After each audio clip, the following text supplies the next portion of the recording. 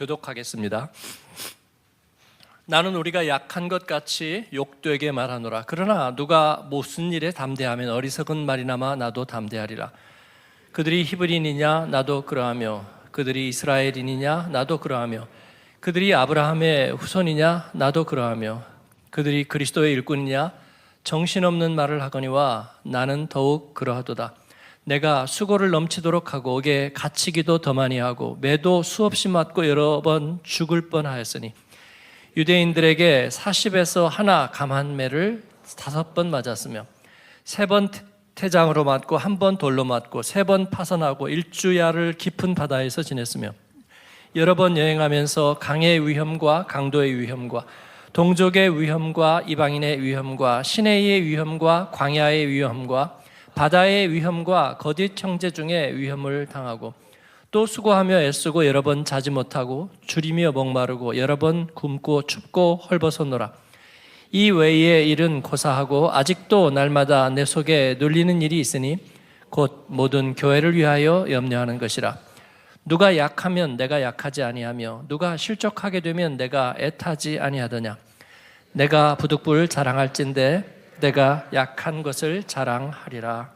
아멘. 나의 자랑, 나의 염려 제목으로 여러분과 성금요일 아침에 말씀을 나누려고 합니다.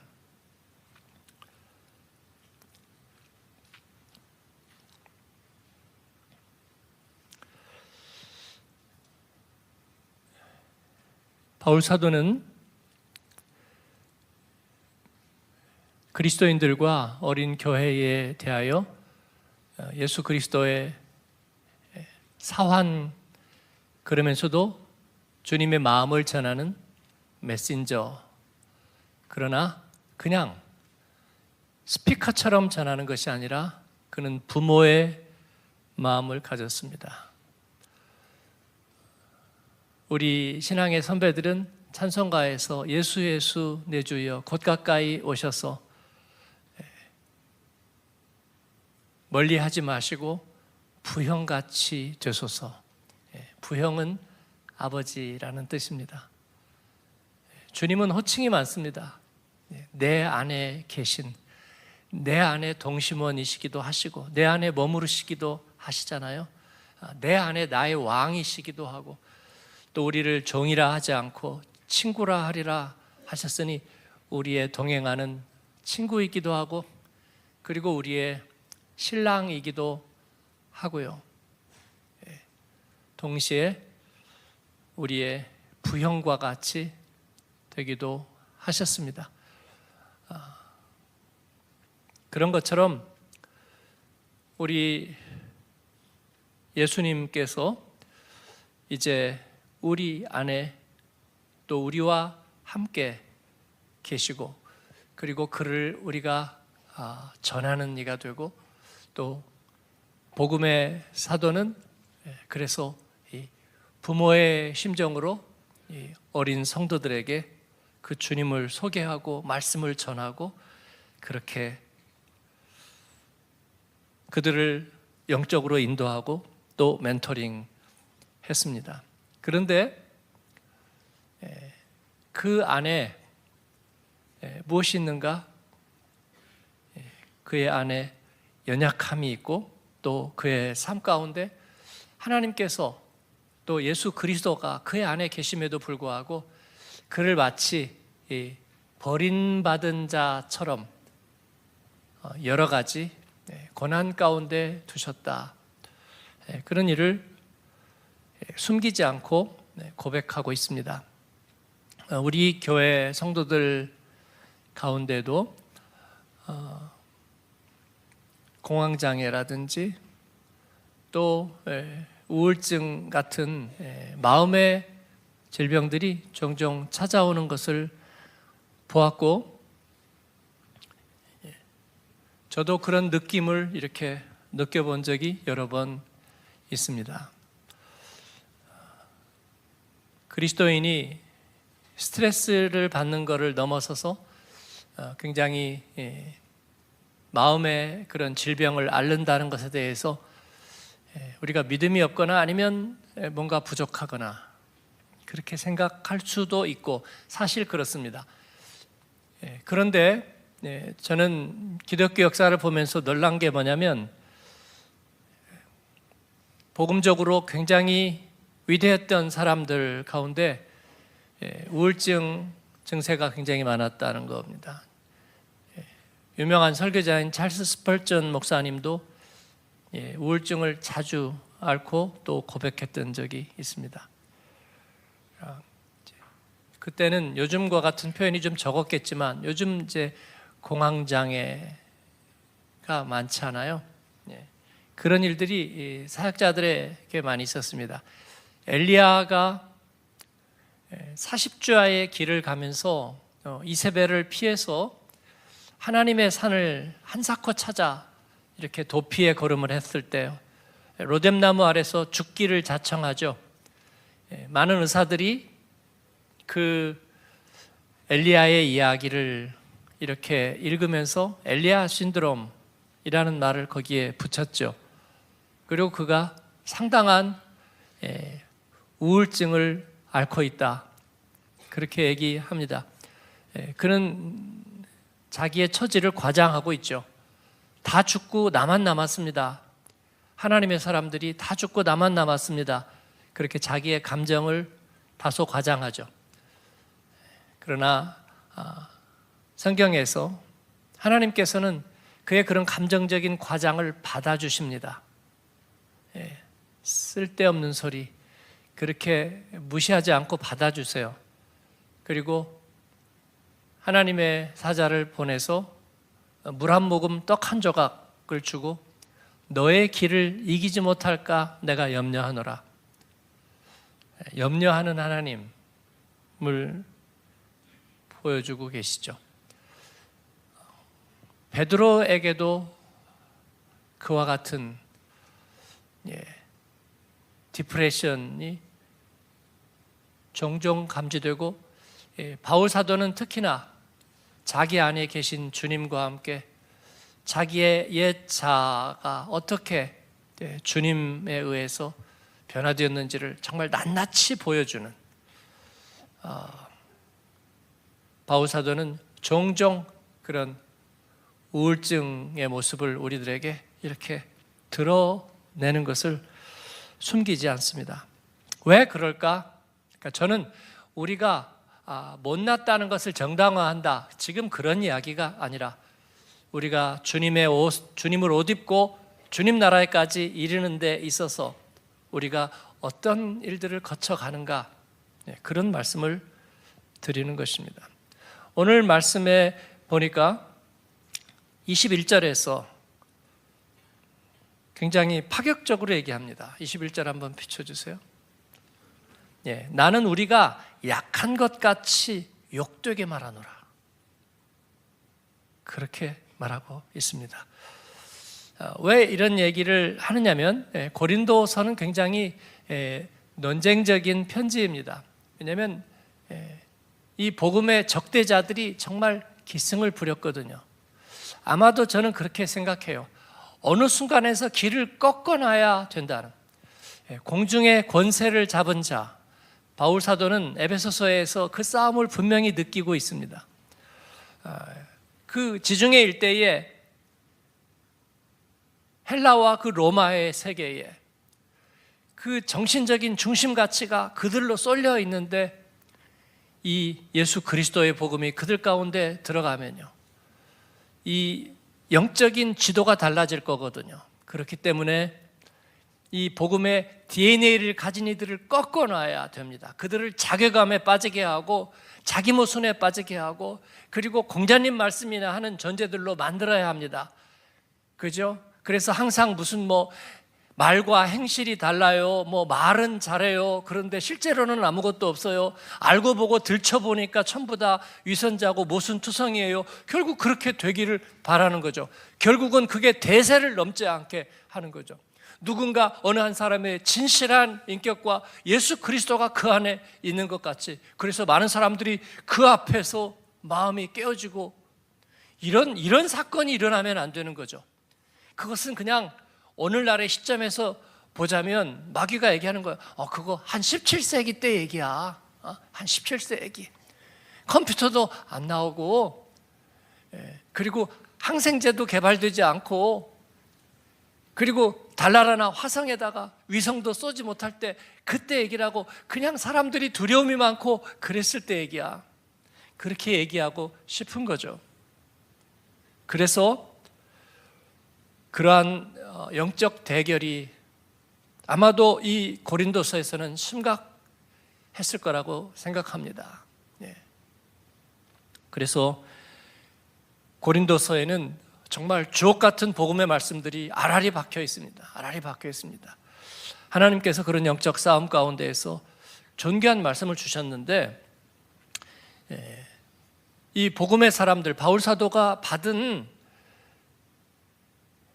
비난과 정죄는 무엇이었느냐면, 그들이 어려움을 당하는 것에 대해서 그들이 육체의 일에 사로잡혀서 있으면서 육체의 일을 이기지 못하고 그 육체로 인해서 그들이 여러 가지 일들을 초래하고 고통을 받고 그리고 잘 되지 않고 어려움을 겪는다 하는 비난과 정죄였습니다. 이에 대하여 바울 사도는 사실이잖아요. 자기에게 사단의 가시가 있고 종종 마음이 우울해지는 것도 있고, 그 우울의 정체에 대해서 그는 나중에 28절에 날마다 내 속에 눌리는 일이 있으니, 그거 디프레션 아니에요? 그렇죠? 그대로 번역하면 날마다 내 속에 눌리는 일이 있으니 곧 모든 교회를 위하여 염려하는 것이라. 그러나 마귀는 알 거예요. 영의 세계를 심리학자 정도가 아니라 마음을 어릴 때 무슨 컴플렉스가 있어서 아니면 무슨 뭐가 있어서 그런 정도가 아니라 그런 영적인 생명의 그것을 알고 있는, 아마 마귀는 정확하게 알 거예요. 이게 뭔지, 이게 차원이 다른 염려라는 것을 말이죠. 그렇죠? 예수 그리스도의 목자 없이 기진한 양과 같은 그들을 보고 정말 치근하고 불쌍하고 눈물을 흘리던, 그러면서 그 창조주의 눈물, 그 구속자에게 나에게는 구속자가 살아있으니 라고 고백하던 욥처럼 그 연약함을, 그 아픔을, 그 죄 앞에 눌려있는 모습을 불쌍히 여기고, 그러면서 그 불쌍히 여기는 마음을 자신에게 전가시켜서 오히려 자기의 마음을 누르는, 바로 그 하나님의 아들의 스트레스를 이 마귀는 안단 말이죠. 마귀는 안단 말이죠. 그게 그들이 육체의 일에 골몰하다 보니까 뭔가가 안 풀려가지고 힘들어서 예수 믿는다, 하나님의 사람이다 하면서 오히려 하나님께 욕을 드러내 보이는 못난 모습을 보이는 게 아니고, 그는 예수 그리스도의 마음을 가지고 그 대속의 마음으로 내 안에는 그 대속자가, 그 구속자가 살아계시니 그의 마음으로 인해서 내가 그의 겪는 그 고통을 내가 같이 쉐어할 수밖에 없는, 이제 나는 그와 같은 운명체로서 같은 교제를 나누고 있으면서 내 안에 날마다 그와 같은 염려가 있는 것을 내가 고백하지 않을 수 없다. 이것을 너희들이, 공중의 권세 잡은 마귀과, 그리고 이게 예수 그리스도의 복음을 적대하는 너희들이, 그것이 나의 연약함이고 나의 못남이라고 말하는 너희에게 내가 더 얘기해 주마, 내가 오히려 욕되게 말하노라, 그렇게 얘기하는 거예요. 여러분, 이 말씀을 이해할 수 있습니까? 그렇습니다. 이건 굉장히 다른 빛깔로 가는 것입니다. 마귀 니들이 한 번도 생각해 보지 못했던 이 하나님의 마음의 일단, 하나님의 그 연약하심, 하나님의 염려, 이를 네가 아느냐, 이건 굉장한 거예요. 파워풀한 것입니다. 그러면 니들이 생각하는 자랑이라는 게 뭐냐? 니들이 생각하는 성취와 성공과 연약하지 않다는 것은 뭐냐? 강하다는 것은 뭐냐? 그리고 얘기합니다. 히브리인 이스라엘 사람, 아브라함의 후손, 그리스도의 일꾼, 그거 나도 다 해본 건데 그 얘기하면서도 내가 아주 정신이 없다. 내가 지금 정신없는 말을 하는 것 같다. 그런 게 다 무엇란 말이냐. 얼마든지 겉으로 내세우고도 전혀 상관없이 살 수 있는 존재, 그거를 누구나 다 알고 있는 거죠. 아니요, 나는 그런 것들을 자랑할 수가 없다. 그걸 내세워 봐야 사실은 실제로는 아무것도 아닐 수 있다는 걸 너무나 잘 알고 있기 때문에, 마귀니들이 너무나 잘 알고 있지 않느냐, 그런 거죠. 그 대신에 내가 욕되게 자랑하랴. 그리고 하는 얘기가 23절 이하 비춰주세요. 그가 자신이 수고하고 고통당한 거, 다 지나갔어요. 뭐 기억도 나지 않아요. 그는 그렇게 말하지 않고요, 너무나 정확하게 그가 지나면서 겪었던 육체적인 고통들을 하나하나 열거하고 있습니다. 한이 맺히듯이 하는 것이 아니고, 과거를 잊지 못해서 하는 것이 아니라 정말 과장 없는 정확하게. 제가 바울에게 심취하고, 그래서 정말 제 야심찬 것은 뭔 줄 아세요? 지리적인 것을 따라가면서, 시간적인 것을 따라가면서 그가 한 얘기들이 정말 여기에서 맞고 저기에서 맞는지 이렇게 맞춰서 검증해 보려는 야심찬 생각을. 학자들은 그거 하다가 꼭 그렇게 다 검증될 수 있는 것은 아니다, 뭐 그렇게 얘기하고 넘어가거든요. 그래도 저는 그냥 하고 싶었어요. 학문적인 욕심은 아니고요, 그냥. 제가 어느 날 아주 오래 전에 제 아내 보고 배낭 메고 바나바가 바울을 데리러 안디옥에서 5가지 그 타우루스 산맥을 넘어갔던, 저는 거기도 한번 넘어가 보고 싶고요, 그 심정도 좀 느껴보고. 그래서 한 2달 배낭 메고 내가 거기를 가보면 어떨까 했더니 욕을 먹었는데, 제 아내가 욕을 했다는 건 아니고요, 제가 하는 이야기죠. 핀잔을 받았다, 이제 그런 얘기인데, 제가 생각해도. 그런데 이 얘기가 그냥 얘기한 김에 하는 얘기 아니에요. 뭐 일제시대 6.25 겪어보지 않은 사람들 가운데서 그냥 막 얘기하거나, 군대 안 갔다 온 사람들에서 군대 얘기 그냥 아무렇게나 막 얘기하는, 갖다 붙이면 다 얘기가 되는 그런 이야기가 아니라는 거죠. 제가 그래서 이 말이 정말 그러한가, 정말 그런 일들을 했었나, 여러분도 관심이 있으면 여기저기만 조금 들춰봐도 알 수 있고요. 구절이 맞는가 하다가 어느 순간에 성경을 딱 덮고요, 눈을 감으면 여러분 그 이야기들이 이렇게 이어지는 것들을 경험할 수 있을 거예요. 성경은 그런 그림책이고 이야기책이에요. 그래서 그의 말이 음성 지원이 되고 그의 필체 지원이 돼요. 여러분, 우리가 예수 그리스도를 믿고 살면서 기독교 음악도 듣고 기독교 문학도 경험하면서 하나님의 말씀에서 여러분 그런 경험들이 있게 되기를 바랍니다. 그 정도 가야 되는 거예요. 그래야지 무슨 기독교 표피적인 것을 내놓고 우리의 믿음을 흔드는 아주 그런 얄팍한 괴계에 대해서 우리가 이런 깊은 신앙적 체험을 가지고 있을 때에 흔들림이 없을 줄로 믿습니다. 그는 그 넘치도록 한 수고와 옥에 갇힌 것과 수없이 매를 맞고 죽을 뻔했던, 당시의 로마 세계의 군인들이나 그 용사들에게 자랑이 있다면 뭐냐면요, 이 성문을 제일 빨리 넘는 거예요. 전쟁이 일어나면 항상 이런 그 성과 성의 대결일 경우가 많잖아요. 주후 70년에 예루살렘이 이제 완전히 멸망할 때 그 유대인들이 300만이 거기서 몰살을 당하잖아요.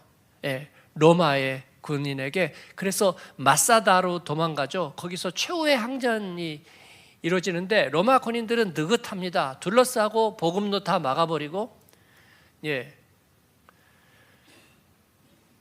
그리고 그 앞에다 성을 쌓죠.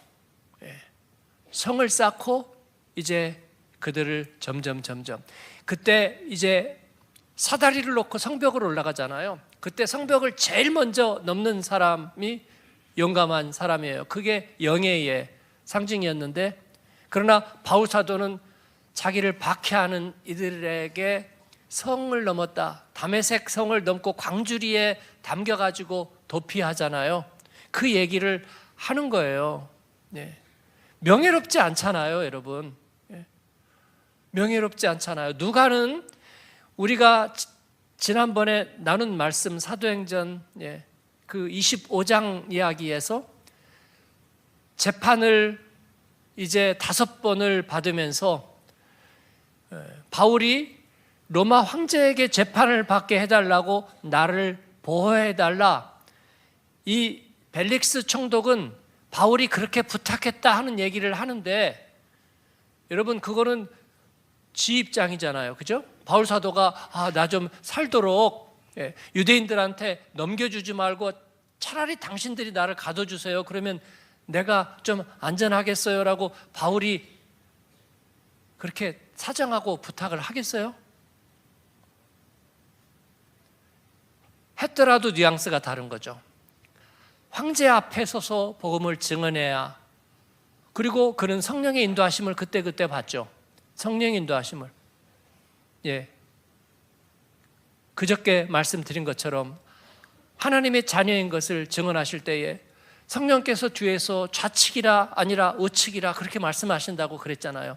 바울 사도는 그런 인도함을 받고 얘기할 텐데, 그런데 누가는요 그 얘기를 총독의 얘기대로 그대로 써버리는 거예요. 그렇지 않아요?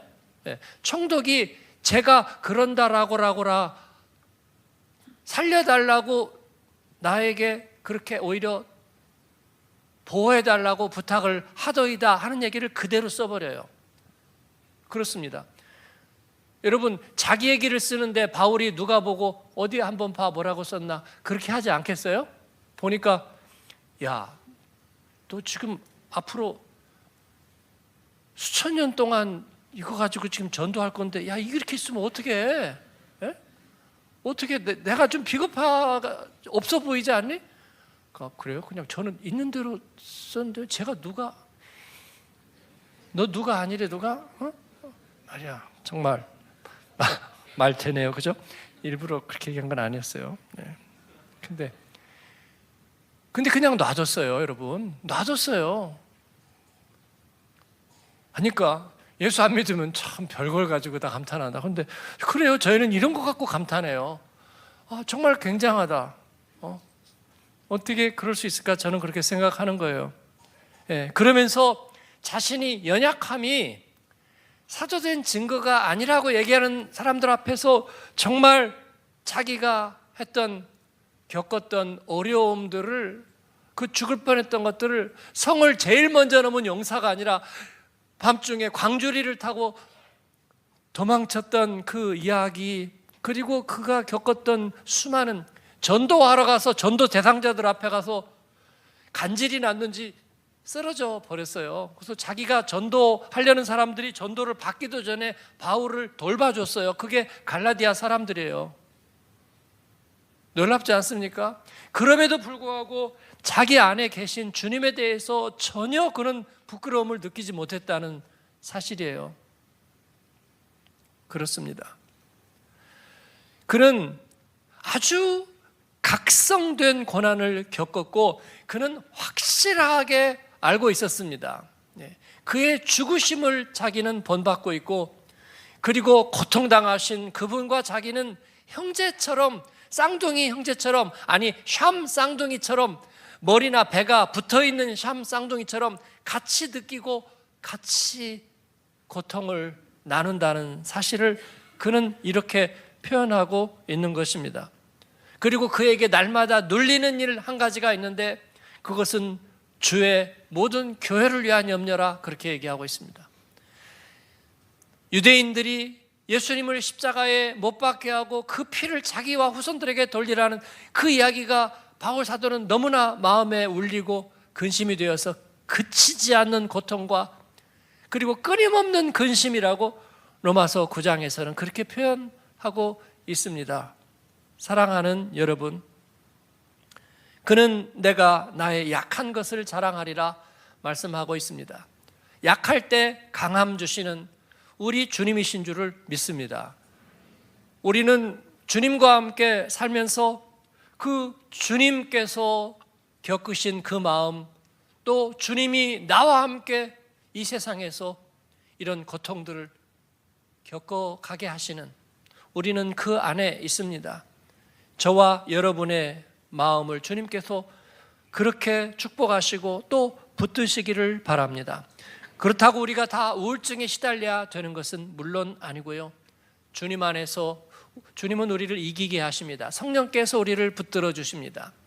약한 가운데서도 다 이루게 하십니다.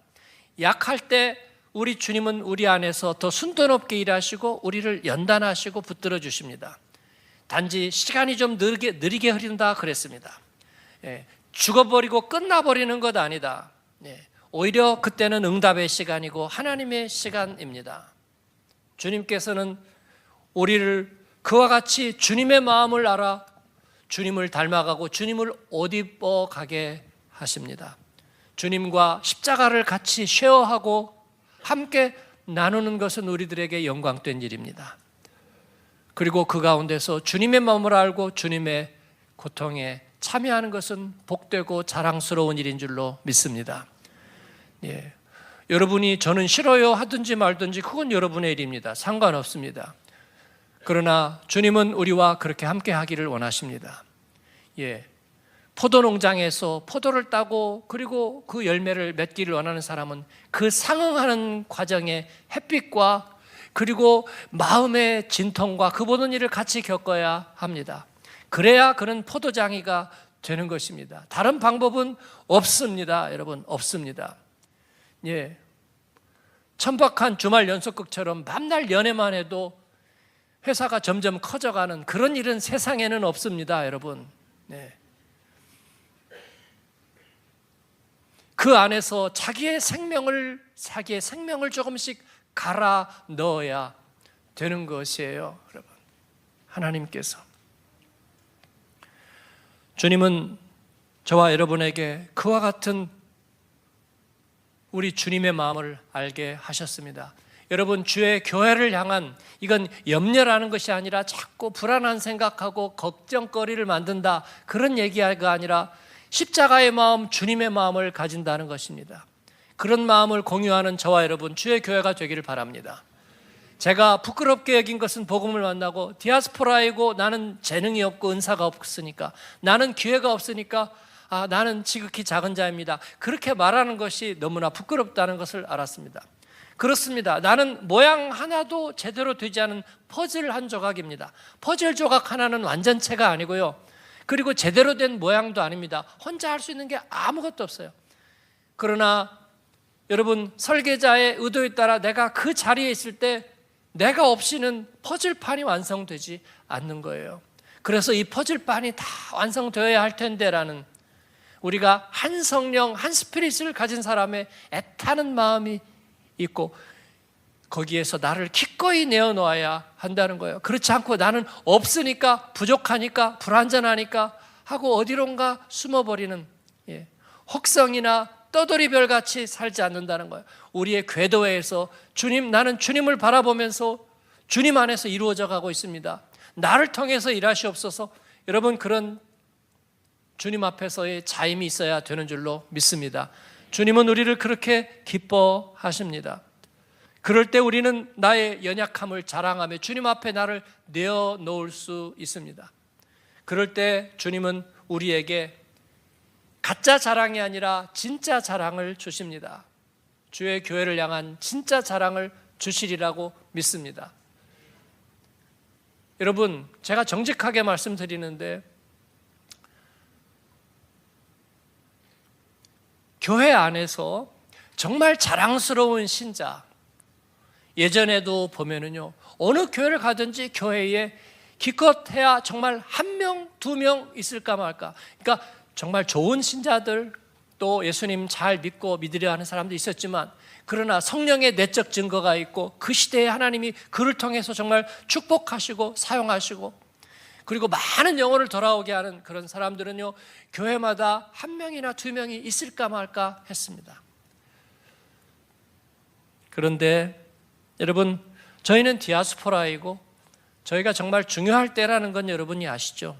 저는 그렇게 생각합니다. 중요할 때. 한마음교회가 파선의 때더라. 아주 작은 일로 서로 자중질환이 일어나고, 그렇죠? 뭐 정치하는 사람들이 얘기하듯이 요만한 거 하나 가지면 죽을 때까지 물고 뜯고, 그래가지고 서로 나누고 적대하고 뭐 그런 것처럼, 교회가 그런 걸로 해가지고 사분오열 되더니 뿔뿔이 흩어지고 예수 믿던 사람들이 다 어디론가 그래서 다른 교회로 다 들어가고 잘 됐으면 좋은데 어디 그런가요? 무브먼트가 사라져 버렸더라. 마귀가 얼마나 좋아하겠습니까? 적그리스도적인 이들이 얼마나 좋아하겠습니까? 그래, 니들 잘 되는 거 보고 나도 한번 믿어볼까라고 생각했던 사람들은 울고 싶은데 뺨을 때려주니 얼마나 좋아하겠습니까? 여러분, 우리가 그런 집단 나이롱으로 끝나는 것을 원하십니까? 마귀 외에는 원하는 게 없고요. 마귀는 그걸 얼마나 원하겠습니까? 담임 목사는 나이가 들어가더니 영 이상해져 버렸다. 교회의 중직들도 전부 다 마음이 떠나버렸다. 그래서 더 이상 열매도 없고, 그리고 교회 학교는 이제 썰렁하고.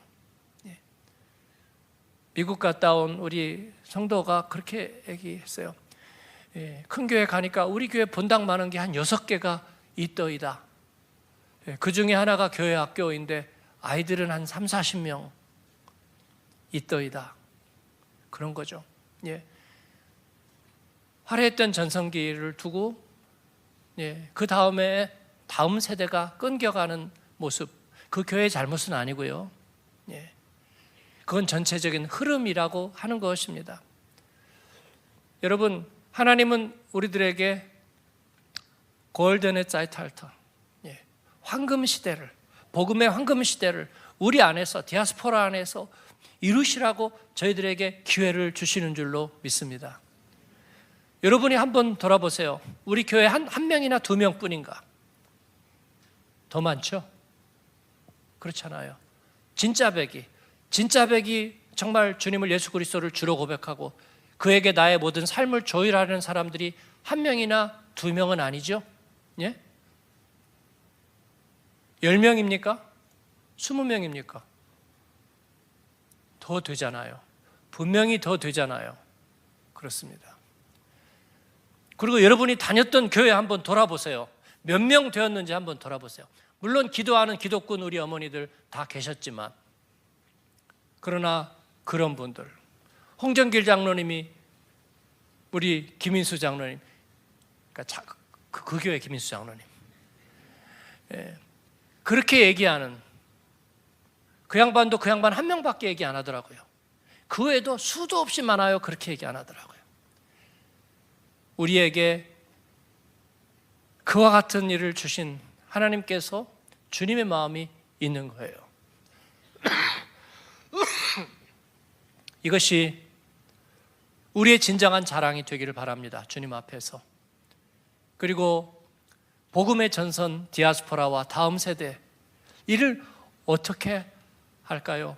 이를 향해서 주님의 타는 마음과 갈증과 목마름이 있는 저와 여러분, 주의 교회가 되기를 바랍니다. 이 중에 만약에 아직도 예수님을 영접하지 않았거나, 아니면 이제 막 오신 분들은 무슨 얘기를, 무서운 교회구나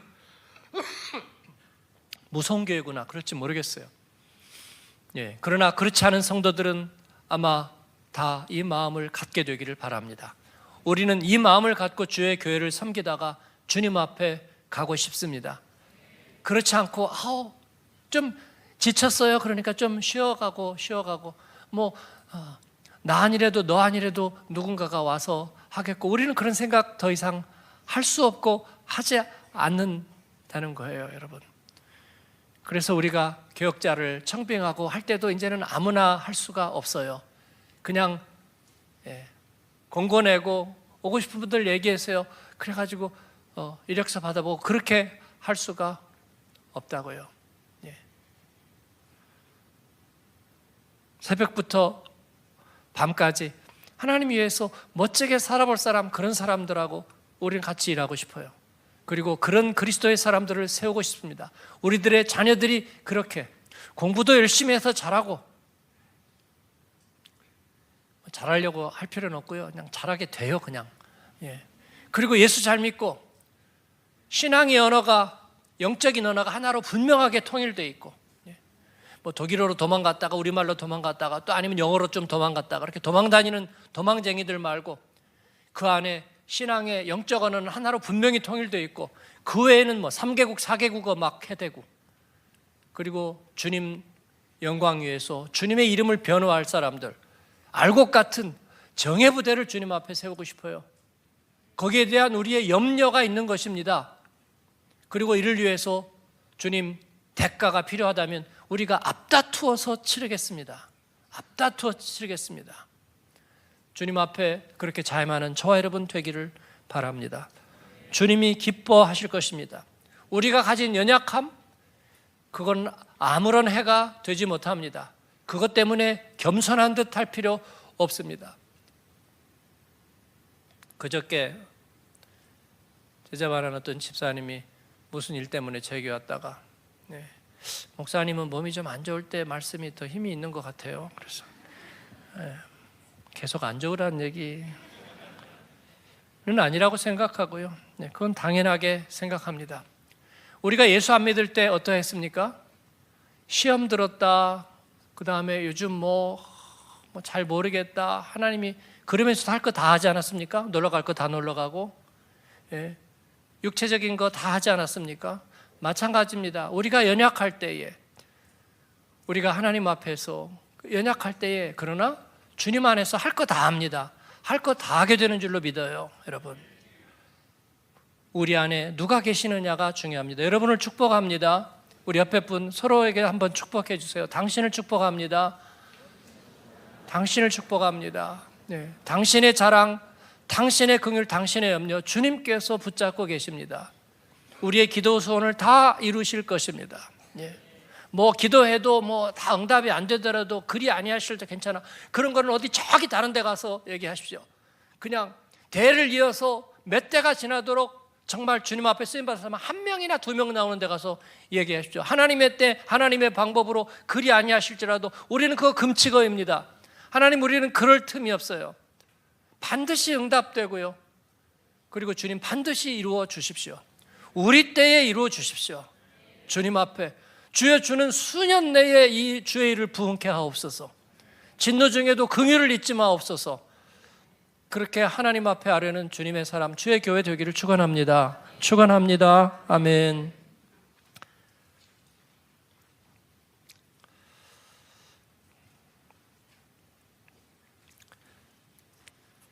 성찬식을 할 텐데요. 우리 응답 찬양,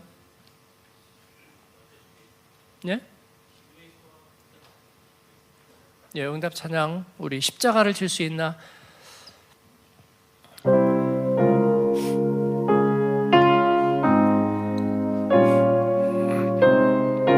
우리 말씀을 기억하면서 찬양하겠습니다. 십자가를 질 수 있나?